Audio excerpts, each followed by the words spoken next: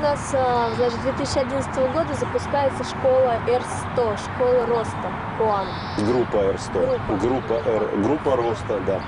Вот интересно подробно об этом. Кто туда может попасть, прийти, что ему от этого будет, что он получит, какая программа, в каких аспектах жизни будет развитие, рост, для чего это может быть полезно? Давай я слышу все вопросы и хочу ответить на это как можно об этом и на эти вопросы как можно более подробно, чтобы все разъяснить и не повторять много раз. Но с другой стороны, начну первое. Всем участникам группы роста должно быть понятно несколько вещей. Первая вещь, которая должна быть понятна, что это не новое событие. Это не то, что мы сейчас придумали, а что бы нам делать еще. Есть выпуск людей, которые 7 лет прозанимались, 7 лет.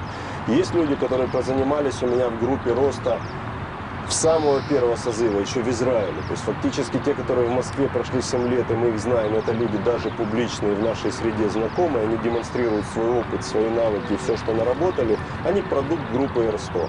Сейчас я набираю группу на 3 года.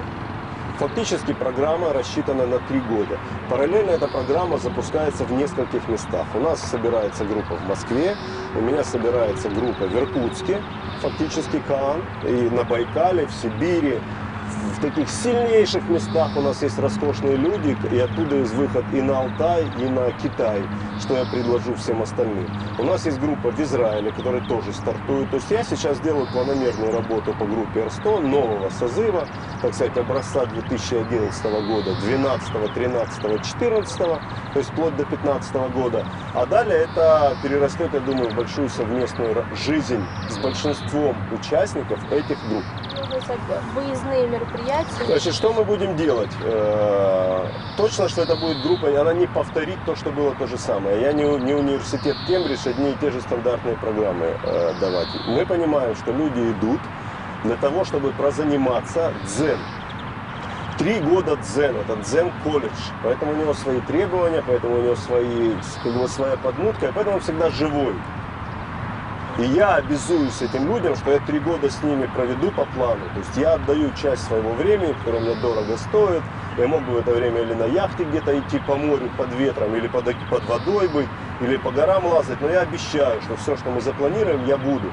Поэтому мне от людей требуется ответственное обещание вперед, что мы тоже на 3 года будем везде, где только можно.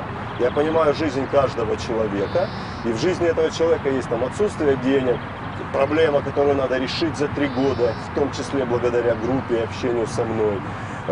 Иногда занят там по семье, дети, еще что-то. Окей, хотя детям мы включим некоторую свою программу, у нас есть заготовки.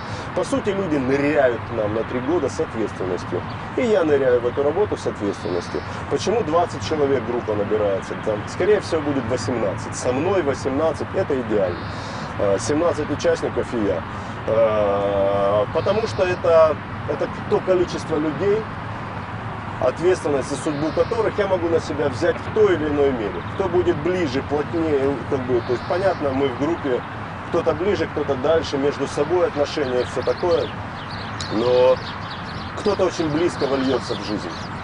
И с этими людьми будет больше, плотнее и прочее, я их в судьбу тащу. Каждый, кто хочет ко мне быть ближе, чтобы я им занимался, доступ к нему открытый. Это люди из этой группы. Доступ этим людям открыт.